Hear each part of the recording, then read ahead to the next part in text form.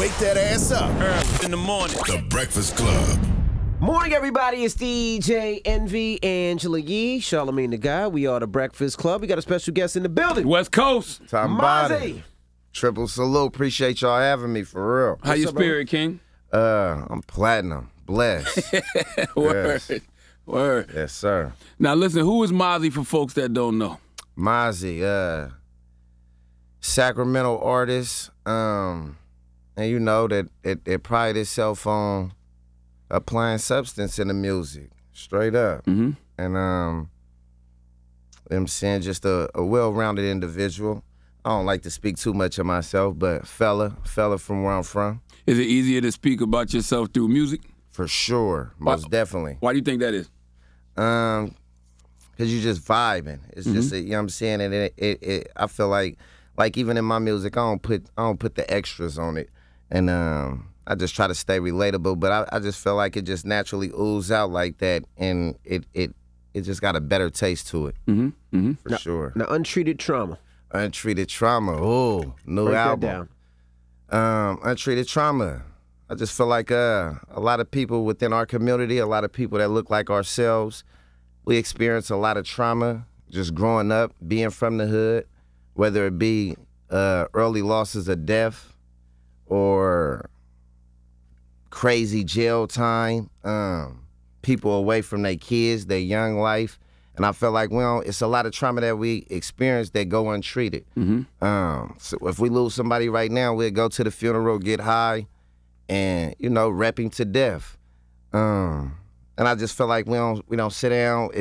The people who look like us or who come from the streets, I feel like I'm saying it just we look down upon expressing ourselves to somebody else or just cleansing the soul. And I feel like it's important. I feel like it's important to implicate in the music. When did you realize you had some untreated trauma you needed to treat? All the time. I express it through the music. The music is my therapy. That's what's therapeutic for me. I jump on a freeway, fire up, and just black out, cry to particular songs that I function with heavy. And it's just my outlet. And I know a lot of people don't have that outlet. And so, they might turn it into a negative versus a positive. But I learned that early on that, just growing up with my grandmother, wanting my mom, wanting pops, you know what I'm saying, et cetera. I just felt like, that was traumatizing early on. Close family members utilizing drugs, and just experiencing that and watching them pass on. And then young life dying hella young within the communities. So and like I said, our outlet is either music or gang banging, et cetera. And I feel like if we cleansed ourselves or we even attempted to, it'll make a big difference. So what do you do to heal? Because it's one thing when you say you put your music is therapeutic, so you're expressing yourself. It's just like if you go sit down with a therapist, you're expressing yourself. For sure. But you still got to do things to actually heal. What you doing to heal? Oh, that's a good question. You may not be there yet, which is cool, which is fine too. For sure. I think the music for me, it's a part of the healing. Just to see other people relate to it. So it's the point of writing it, that's a release, and then people relating to it, and then you get to see the feedback.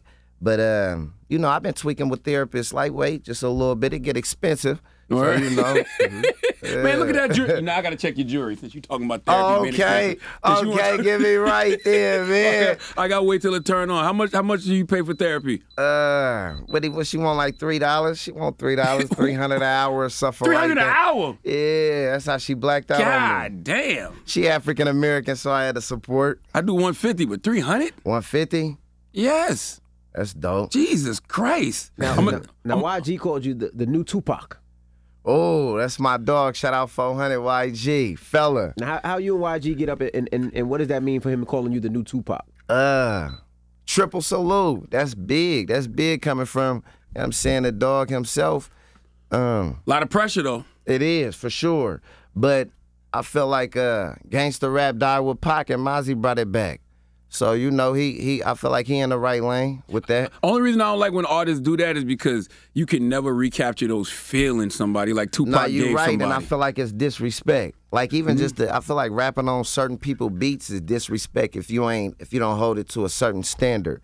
But Cause I think when you say stuff like that, people might not even appreciate the music the way they should, because they'll listen and they waiting for that feeling. Yeah, they like, nah, that ain't. But nah, triple salute. He understand it. He from the West Coast. He understand. He see what's going on within these communities and how they functioning with me heavy.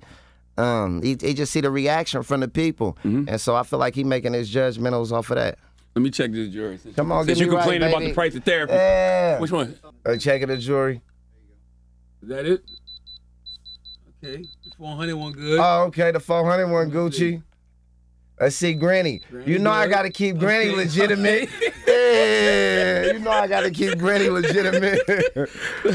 How do you and YG connect? Soon as I think 2015, I dropped Blotted Eye and he just reached out, tapped in. And, you know, I pushed down to LA, locked in with him. The vibes was velvet, you know what I'm saying? It wasn't like Hollywoodish vibes. Took me to the trenches, was out there thugging, and everything was just natural. And, you know, we've been functioning with it since then, and we recently just dropped a project, locked in, knocked the project out, and, you know, that's my dog, straight up, 400 Mozzie. You from Sacramento, Yes, sir. Oak Park. I've never heard of a rapper from Sacramento. Matter of fact, the only person I know from Sacramento is the homie Matt Barnes. Oh, that's my dog, You know fella, what I yeah. Oh yeah, Matt talk about you all the time, Come music-wise. on. Yeah. Come you on, do. Yeah, Matt yeah. Barnes from Oak Park. Okay, He probably ain't gonna tell you. Nah, you know what I'm saying? He from the.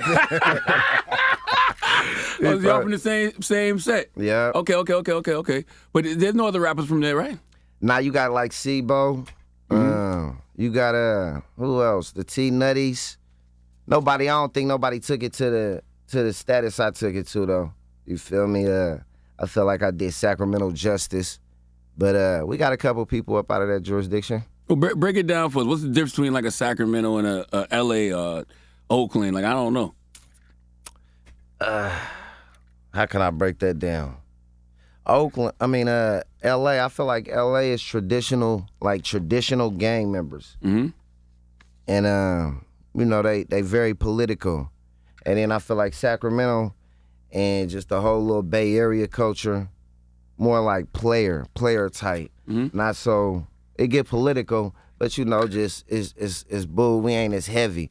Like as far as being a blood, you know what I'm saying? We don't go extra heavy on the red rags, and you know what I'm saying, we're LA, they extra heavy. What else? The women. I think LA is just it's a different variety. It's just dope. It's endless. Sacramento is very, you know, it's little, so it's close knit, and it's the same type of females, but it's some little platinum editions out there for sure. Right. So that means all the dudes run into the same women. Yeah. Okay, got you. If you a fella, everybody interacting with the same circle. But nah, it's you know, it's more to it, but that's my take on it. Mm-hmm. What did the record Straight to Fourth mean? Straight to Fourth. One of them soulfuls, one of them therapies. Talking about if I die before I wake, then take me straight to Fourth. So you know, it's just basically like we just did a funeral service for my dog, and anybody we do a funeral service for, we take them straight to the hood. We take the little white horse, the carriage, the whole thing, kill a kid, drive him through the hood, and basically that's what I'm indicating. If I die before I wake, then take me straight to Fourth. I got it set up where my children gonna be straight for sure. You feel me? Just therapy, just going in there venting, letting it out, crying out. I just lost somebody recently, just lost somebody I love, and that was just that beat came on, and I just went in there and vibed out. So Fourth is a neighborhood, a street? Yeah, Fourth Avenue. You feel like you got to move out of Sacramento to become bigger? Most definitely. The politics won't let you grow. Why you say that? You get political. It's, you know, you become a bigger trophy for enemies, police. The pressure they apply is crazy. On top of the fact that they trying to prevent you from, you know, excelling. They look at you as a gang member, look at you as a threat to society, and then they be like, You know, they see it moving, and they try to kind of like just stagnate it. And, How do you walk that line? Because you talk about you a bigger trophy, but now you got to understand you got more plays to be made, and you can't trick yourself to go back that way. Most definitely, I feel that, and it's a struggle that we deal with every day. You know, just like it's crazy you say that. I feel like you gotta move, you gotta wiggle, you gotta get out that circumference. You gotta, I mean, like I blast to L.A., it's love. I land in L.A., they love me. The Keyways, the Bloods, the Pyrus, they function with me. I'm not involved in their politics, so you know it's easy to love me. And then versus Sacramento, you got half the city hate me for whatever reason. You know what I mean? Due to the politics and then the police on your line. L.A., the police don't know, they ain't worried about me. I'm not no big dog. I'm not no fella out there. You feel me? So the playground is much broader. So I just feel like you do got to move. I didn't excel until I moved. Interesting. So I wonder if it's a case of like street politics, but then also people who may want to get on, and they feel like you got the plug to get on, but you ain't passing it. That too. Even internal affairs, the hood. You know what I'm saying? They start tweaking. They feeling some type of way. You ain't bailed Blood out when he went down. You ain't paid for Lil Bruh funeral, but you paid for other dude funeral. You know what I'm saying? It's just, it get tricky. It get tricky, and I deal with it every day. But I think I've been navigating appropriately. Now, Slimy, you say them niggas sick from recent losses. Slimy is the move. What does that mean? They sick from recent losses. Whatever they lost, whoever they lost, they sick. They got parvo. That's it.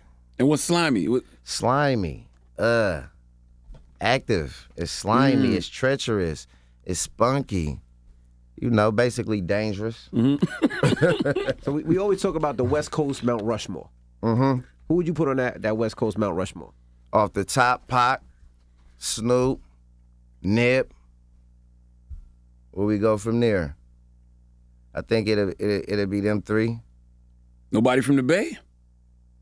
40, Short? I function with 40. I function Dre? with Short. I don't know. I'm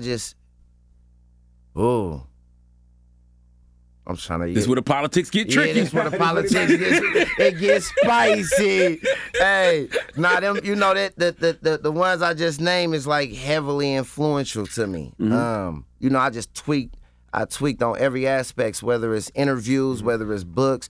You know, Pac, my grandmother loved, so it started early on. She loved Snoop. And then, you know, Nip, just his blueprint, me following his blueprint, being independent grind. I function with 40 heavy. Shout out to 40. But, yeah, I think that's my killer kid right there. You had a relationship with Nip? For sure. He rolled out the red carpet when I touched the bitty. Showed me nothing but love, unconditional. And, you know, I think we got 2 tracks together. The fella, just everything, anything he did, whether it was bringing me out to a show or a party he having or hosting or getting me in the studio with, you know what I'm saying, people who was unfamiliar with the fella. It was big, always tapping in, very supportive on the music, function with me heavy. Why do you think the murder of Nip hit so different? Like, I feel like that traumatized a lot of us in a different way. Unexpected. You didn't expect somebody to do something like that to a prominent figure like him. You know what I'm saying? Somebody who consistently giving back, somebody who specifically, you know, builds something in the trenches so we can enjoy. And you don't expect that. You don't expect that. He was living with, that's what I'm saying, he living within the politics too, but he's growing and he blossoming. And something that I think is, like, I don't think it's possible, he was doing it. And I was just big on that. I used to tell the homies all the time, like, we could never do this. We could never, like, build a store right here in the middle of the slums and operate, you know what I'm saying, and the politics is, you know, they kind of, they played it smooth with him. They let him do his Dougie. And we just didn't expect that. That was unexpected. So you don't think you could ever do that back in Sacramento? Nah, due to the politics, probably when I'm, you know what I'm saying, I get a little older and, you feel me, generation ain't worried about me. New generation ain't worried about me. I think we could do that. I do a lot of positive things within the community. Backpack giveaways, all the turkey drives, you know what I'm saying, every Christmas, the whole killer kit.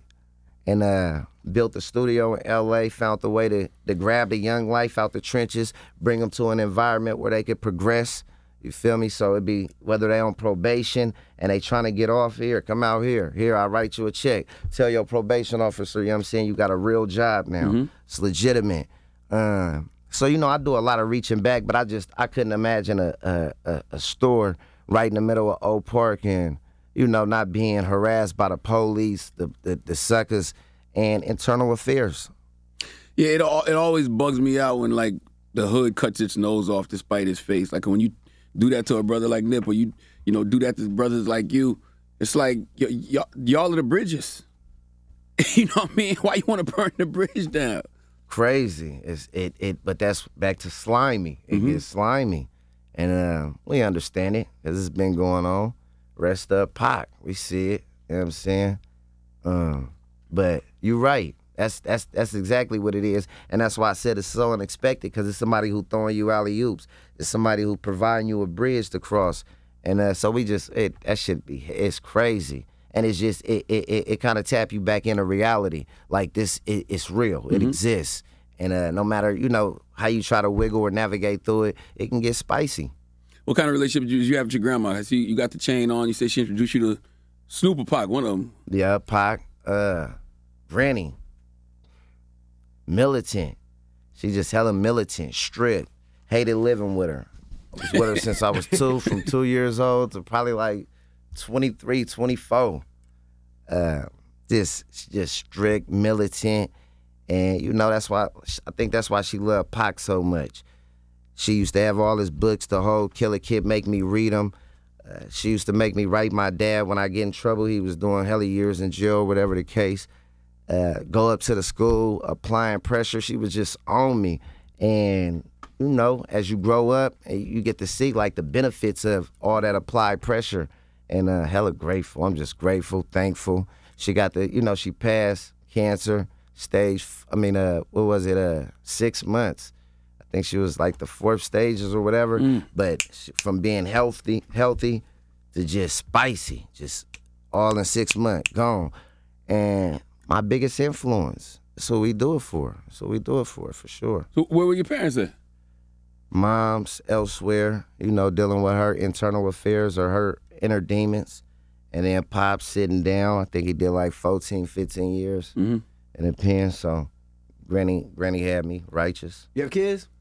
Yeah, girly face gang, 2 little girls. Curly face gang. Girly face gang. I got 3. I like that. When you dealing with your Oh, own I kids. respect it. I see it, and it's crazy because I utilize all her methods. Everything that she was, how she was pressing play on me, I run that same program on them. Whether it's down from the whoopings to the punishments. She used to have us.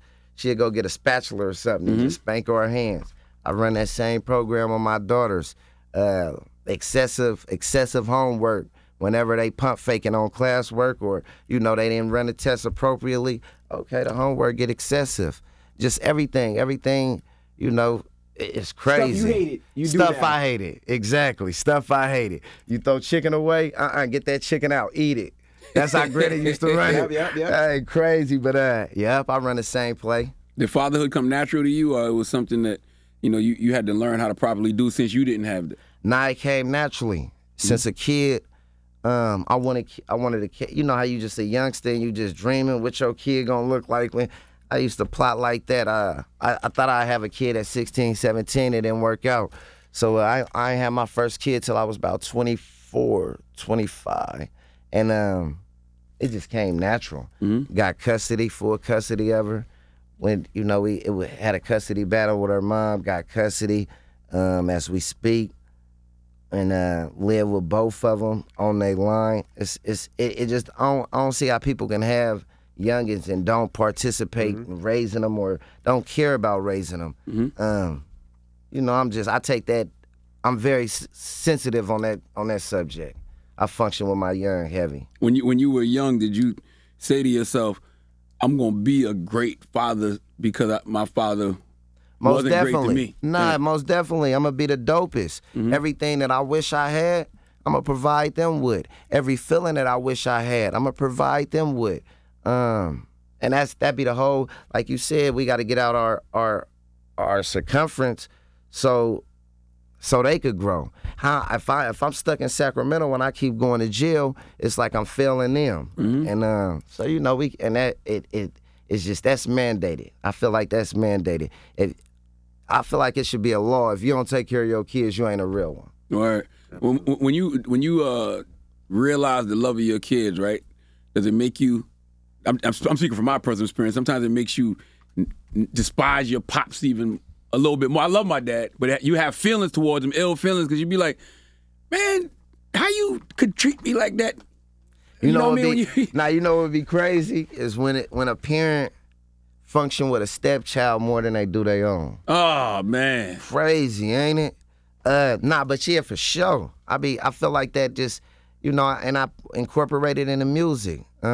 I got on my pops about that about the grandkids. Got on him? Yeah, same Like, thing. what's going on? You treat your step grandkids. You Better don't know than- your real grandkids. Man, come on, tighten up. Yeah, I just cussed Pops out. Wait, recently? Hey, I'm proud of you. I ain't never heard that from my father. I'm unbothered by it, though, because he's a hater. We gonna holler. You hear me? That's my dog, though. Shout out to Pops, fella. Do you see things in your pops and be like, that's me? All the time. And, I don't want to bash him. I triple salute him because I know it got spicy. He was doing the best he could with what he had at the time. And when Simple as that. and when you up against a judge and they bang you out, it is what it is. It's nothing you can do. And I felt that when I was going through the CPS case with my child. I was actually in jail and she was in custody of CPS.